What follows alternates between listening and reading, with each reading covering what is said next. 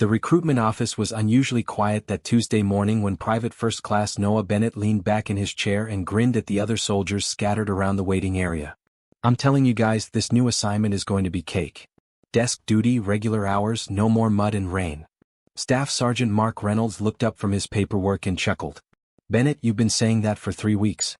Face it, kid, you're going to end up right back in the jungle within a month." "Not a chance, Sarge," Bennett replied, tossing a crumpled paper ball at his buddy across the room. "My uncle knows a guy who knows a guy. I'm getting transferred to Personnel Division right here in Saigon. Air conditioning, hot meals, and actual beds." Master Sergeant Eric Turner, who had been quietly sipping his coffee in the corner, snorted. "Bennett, your uncle couldn't get you transferred to the latrine detail if he tried. You're dreaming." The morning banter was interrupted by the sound of heels clicking against the linoleum floor. Every conversation stopped, every head turned. She walked in with the kind of confidence that made battle-hardened soldiers forget their next words. Stunning red hair pulled back in a sleek ponytail, elegant boots, and a navy jacket that looked like it belonged on a magazine cover rather than in a military facility. "Can I help you find something, miss?" Reynolds asked with a patronizing smile, automatically standing up. "Are you here to visit someone?" She smiled back, pulled out a folder, and quietly placed her service record on his desk. 3 Purple Hearts, 12 combat deployments, 2 Bronze Stars. The room went dead silent. Staff Sergeant Mark Reynolds had seen it all in his 14 years behind the recruitment desk. Fresh-faced 18-year-olds trying to look tough, concerned parents asking about their children's safety, and the occasional girlfriend or wife stopping by to surprise their military partner. But when the redhead walked through the door at 0900 hours sharp, he was certain she fell into the latter category. She moved with the kind of confidence that came from knowing every eye in the room was on her. Her hair caught the fluorescent lights like fire, and her makeup was applied with the precision of someone who understood that first impressions mattered. The navy jacket she wore was tailored perfectly, paired with dark slacks and boots that clicked with purpose against the worn linoleum. "Ma'am," Reynolds said, standing up instinctively. Around him, the usual morning chatter had died to whispers.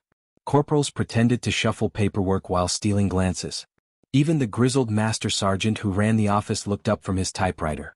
"Good morning," she replied, her voice carrying a warmth that matched her smile. "I was hoping someone could help me with a records request." Reynolds nodded, already reaching for the civilian paperwork. "Of course. Are you looking for information about a family member? Husband maybe?" She tilted her head slightly, the smile never wavering. "Something like that." Behind her, Bennett whispered to his buddy, "Dude, she's like a 10 out of 10. His friend elbowed him quiet, but not before she heard. She didn't react, didn't turn around, just kept that same pleasant expression focused on Reynolds. "I'll need to see some identification," Reynolds continued. "And we'll need to know whose records you're requesting. Fair warning though, there are privacy regulations we have to follow. So, depending on your relationship to the service member, we might not be able to." "Here's my ID," she interrupted gently, reaching into her purse. But instead of a driver's license, she pulled out a military ID card. "Active duty." Reynolds blinked, looked at it more carefully. "Captain Julia Carter, United States Army." "Oh," he said, his tone shifting slightly. "I'm sorry, Captain. I didn't realize you were."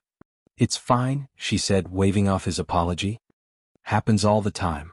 Reynolds studied the ID again. It looked legitimate, but something nagged at him.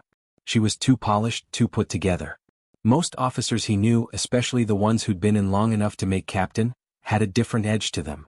A weariness that came from years of service. This woman looked like she'd stepped out of a Life magazine cover. "What kind of records are you looking for, ma'am?" he asked, handing back her ID. "Actually," she said, reaching into her purse again, "I think there might be some confusion in my file. I wanted to make sure everything was up to date before my next assignment." She pulled out a manila folder thick with documents and placed it on his desk. "Would you mind taking a look at this? I think there might be some discrepancies." Reynolds opened the folder, expecting to see standard personnel files, maybe some awards paperwork that needed correcting. Instead, he found himself staring at a DD Form 214, the official discharge document that every service member received upon leaving the military. But this wasn't a discharge. This was a record of service for someone who was very much still active duty. And as Reynolds read through the citations, decorations, and deployment history, his expression changed from polite interest to complete shock. 3 Purple Hearts, Reynolds read aloud, his voice barely above a whisper. The room had gone completely quiet now. Even the phone seemed to have stopped ringing. Captain Carter nodded. The first one was Saigon 1969. Mortar attack took out our compound. I was one of only 3 who walked away from that one. Reynolds kept reading. Bronze Star with Valor Device, Vietnam 1971 for actions during enemy contact when you pulled wounded soldiers from a burning helicopter under heavy fire. That was a long day, she said simply. Combat Infantry Badge, Airborne Wings, Ranger Tab.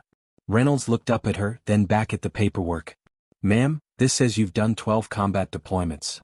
13 now, she corrected. Just got back from Cambodia last month. Behind her, Bennett spoke up. No way. You're making this up. Captain Carter turned around slowly, her expression still pleasant, but something harder flickering in her eyes. Excuse me? The young soldier, barely 20 and clearly too young to know when to keep his mouth shut, stood up. I mean, no offense, but you look like you should be on a magazine cover or something, not in a foxhole. The room tensed. Reynolds felt the shift in atmosphere like a drop in barometric pressure before a storm. But Captain Carter just smiled. You're right, she said. I was on a magazine cover once. Life magazine 1973. Women of War, America's Hidden Heroes. It was a powerful article, but the photographer wanted glamour shots. Bennett blinked, clearly not expecting that response. The thing is, she continued, that photo was taken 2 weeks after I got back from my 9th deployment. I'd been in country for 11 months, lost 18 pounds and hadn't worn makeup in so long, I'd forgotten how to apply lipstick properly. But the magazine wanted to show that military women could be feminine and strong. So they spent 6 hours making me look like someone I barely recognized. She took a step closer to Bennett, and Reynolds noticed something he'd missed before. The way she moved. It wasn't the careful, practiced walk of someone trying to look good in heels. It was controlled, balanced, ready, like someone who'd spent years moving through hostile territory. The funny thing about combat, she said, her voice still conversational, is that it doesn't care what you look like. Bullets don't discriminate based on your bone structure. Mortars don't check your makeup before they explode. And when your brothers are bleeding out in the dirt, they don't care if you're pretty enough to be a real soldier. They just care if you're good enough to keep them alive. Master Sergeant Turner had been quiet through the entire exchange, but now he stood up from his desk in the corner. At 48, he was old enough to have seen 2 wars and wise enough to recognize something the younger soldiers missed. Captain, he said, that Bronze Star citation. Vietnam 1971. You were with the 101st Airborne. Yes, Master Sergeant. I know that operation, Turner said quietly. I was there. Different unit, but we all heard about what you did. They said someone went back into a burning Huey 3 times to pull out casualties, saved 6 soldiers while taking fire from 2 different positions. Captain Carter's smile faltered slightly. It was just what needed to be done. They also said, Turner continued, that the soldier who did it got hit by shrapnel on the 3rd trip, took a piece of metal to the face that should have taken her eye out, but she finished the job anyway. The room was completely silent now. Even Bennett had gone pale. May I? Turner asked, gesturing toward her face. Captain Carter hesitated, then reached up and gently touched her left cheek. What everyone had assumed was expertly applied makeup shifted slightly, revealing a thin scar that ran from her ear to the corner of her mouth. Surgery, she explained. 2 operations. The doctors did excellent work, but you can still see it if you know where to look. Reynolds found his voice. Ma'am, why didn't you say anything when I assumed? Because it happens every time, she said, settling back into her chair. I walk into a room and people see what they expect to see. A pretty face, expensive clothes, someone who's never had dirt under her fingernails or gun oil on her hands. She opened her purse and pulled out a small compact mirror, checking her reflection. You know what the hardest part about being a female soldier isn't? It's not the physical training. It's not the combat deployments. It's not even the mortars or the firefights. What is it? Reynolds asked. It's that you have to be twice as good to get half the respect. And even then, someone's always going to question whether you really belong. She snapped the compact shut. So I learned to play the game. I learned to smile and nod when people underestimate me. I learned to let my record speak for itself. Bennett, his name tag clearly visible now, was shifting uncomfortably in his seat. Ma'am, I'm sorry. I didn't mean to. It's fine, soldier, Captain Carter said. But let me ask you something. What do you think makes a real soldier? Bennett straightened up. Courage, dedication, willingness to fight for your country. Good answer. Textbook answer. She nodded approvingly. What else? Physical fitness, marksmanship, tactical knowledge. Also good. What about experience? Yes, ma'am. Combat experience. Captain Carter stood up and walked over to the wall where various recruiting posters hung. She stopped in front of one that showed a young soldier in full combat gear looking determined and heroic. This poster, she said, shows exactly what people think a soldier should look like. Strong, serious, probably male, definitely not someone who spends time on their appearance. She turned back to face the room. But here's the thing about war. It's not a poster. It's not a movie. It's chaos and confusion and split-second decisions that determine whether people live or die. She pulled out her wallet and opened it to show several photographs. This is me in Vietnam 1971. She held up the first photo. The woman in the photo was barely recognizable, covered in mud and blood, her face streaked with exhaustion, her uniform torn and stained, but her eyes were alert, focused, alive. This is me in Cambodia 1974. Another photo. This time she was helping load wounded civilians onto a medical helicopter. Her red hair dark with sweat and dirt, her hands steady despite the chaos around her. And this, she said, showing one final photo, is me at the Bronze Star ceremony 2 months later. The final photo showed Captain Carter in her dress uniform, standing at attention as a general pinned the medal to her chest. She looked exactly like she did now. Polished, professional, beautiful. Same person, she said quietly. Same soldier, same warrior. The only difference is the setting. Master Sergeant Turner cleared his throat. Captain, if you don't mind me asking, why are you here today? What's the real reason you needed to check your records? Captain Carter's expression grew serious. Because I'm up for promotion to major, and there's a review board next week that's going to look at my file and make the same assumptions everyone else makes. She sat back down, her professional composure slipping slightly. I've been passed over twice. Both times the feedback was the same. Questions about my leadership presence and whether I had the command bearing necessary for the next level. That's. Bennett said, then immediately looked mortified. Sorry, ma'am. No, soldier, you're right. It is, she laughed, but there was no humor in it. I've led soldiers through some of the most dangerous operations in modern warfare. I've made decisions under fire that saved lives. I've earned every decoration in this file through blood and sacrifice. But because I don't look like their idea of a warrior, I'm still fighting for respect. Reynolds leaned forward. What can we do to help? Nothing, she said. That's the point. I have to do this myself. I have to walk into that boardroom next week and prove once again that I belong, that I'm not just a pretty face-playing soldier. But you shouldn't have to, Turner said. No, I shouldn't. But this is the military, Master Sergeant. We play by the rules we're given, not the rules we wish we had. The office door opened and Colonel Thomas Whitaker walked in. He was a tall man in his early 50s with the kind of presence that immediately commanded attention. Everyone in the room stood up automatically. As you were, he said, then stopped when he saw Captain Carter. Julia, what are you doing here? Hello, Colonel, she said, her demeanor shifting to something more formal. Just checking on some paperwork.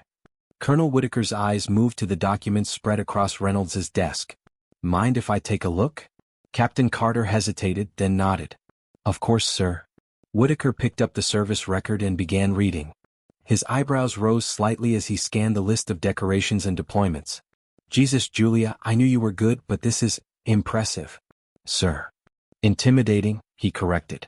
I've been in the Army for 26 years, and I don't have half the combat experience you do. The room was watching this exchange with fascination. Here was a senior officer treating Captain Carter with the kind of respect that her record deserved, not the patronizing attitude she'd been receiving all morning. Sir, she said carefully, can I ask you something? If you saw me walking down the street in civilian clothes, what would you think? Whitaker considered the question seriously. Honestly? I'd probably think you were a model or an actress, someone who'd never had a hard day in their life. And if you didn't know my record and you saw me in uniform? He was quiet for a long moment. I'd probably wonder how you got your commission, whether you'd earned it or... Thank you for being honest. But that would make me an idiot, Whitaker continued. Because anyone who's actually worked with you knows exactly what you're capable of. The problem isn't your appearance, Julia. The problem is that too many people in this military still think they can judge a soldier's worth by looking at them. Whitaker turned to address the room. Gentlemen, let me tell you about Captain Carter. 2 years ago, I was a lieutenant colonel commanding a forward operating base in Cambodia. We had intelligence about a high-value target, a North Vietnamese commander who was coordinating attacks against our forces. The mission was volunteers only because the chances of coming back alive were about 50-50. He paused, looking around the room to make sure he had everyone's attention. Captain Carter was the first to volunteer. Not because she was reckless, but because she'd studied the target area better than anyone else. She knew the terrain, she knew the enemy patterns, and she knew how to get our people in and out safely. Captain Carter was looking uncomfortable with the attention, but Whitaker continued. The mission was a success. We captured the target, recovered valuable intelligence, and all our people came home. But what you don't see in the official reports is what happened when we took contact on the way out. A rocket-propelled grenade disabled our lead helicopter, and we were taking fire from 3 directions. He looked directly at Captain Carter. Julia was in the second chopper.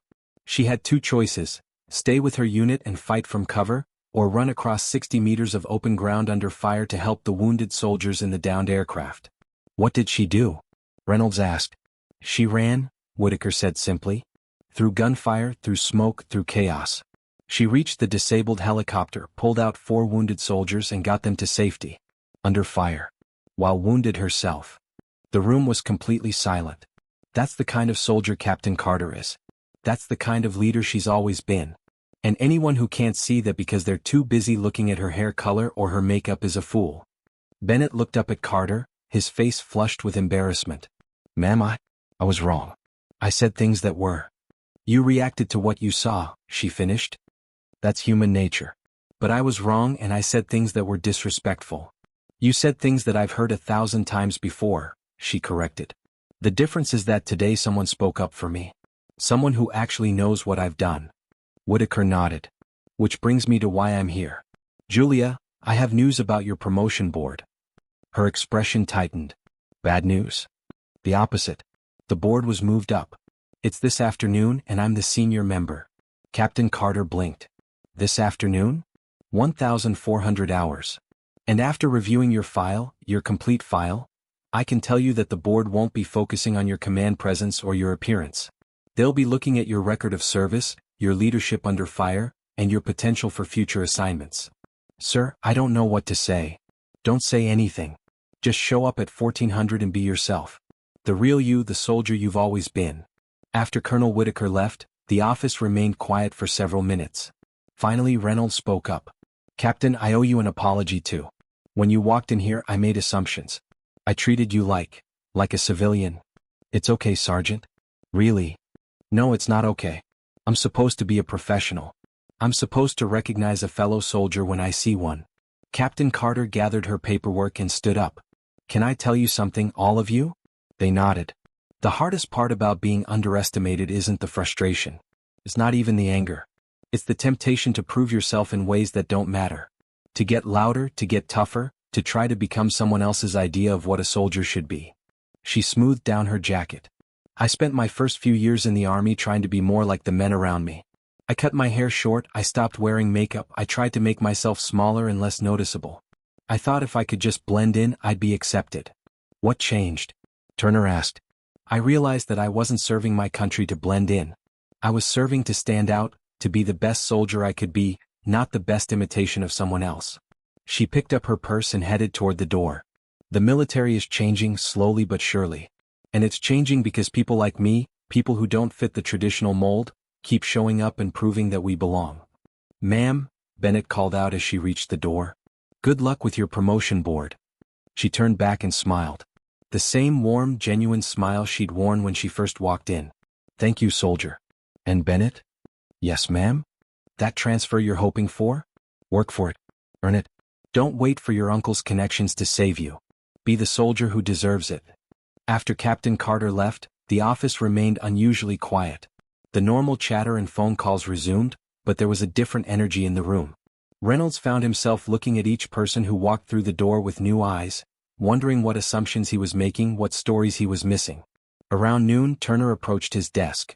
Sergeant, you got a minute? Sure, Master Sergeant. What's up? I've been thinking about what happened this morning about Captain Carter. Reynolds nodded. Hell of a thing. Yeah, it was. But it got me thinking about something else. How many other soldiers have we misjudged? How many have walked through that door and been treated like they didn't belong? It was a sobering thought. Reynolds had always prided himself on being fair, on treating everyone with respect. But this morning had shown him that good intentions weren't enough, that sometimes respect had to be earned through understanding, not just given through politeness. "What do you think we should do about it?" he asked. Turner was quiet for a moment.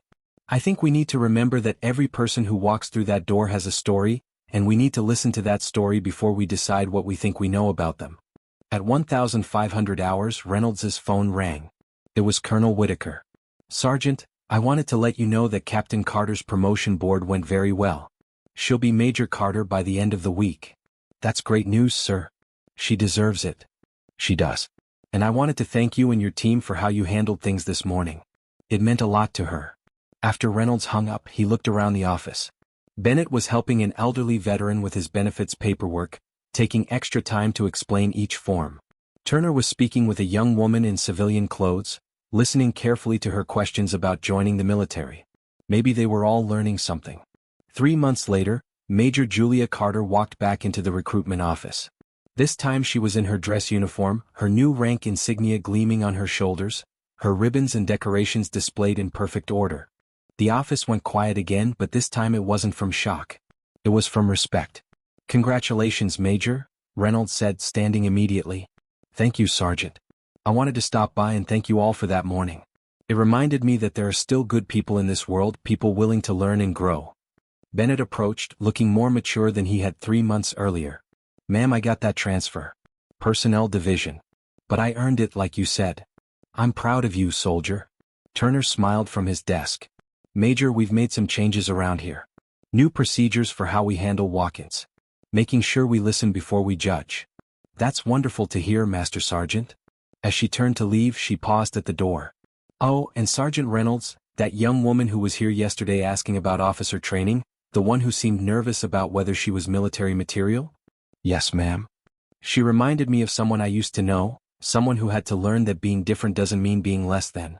Make sure she knows that, will you?" "Absolutely, ma'am." Major Carter walked out into the afternoon sun, her boots clicking on the linoleum one last time, but this time everyone in the office knew exactly what they were hearing. The sound of a warrior walking proud.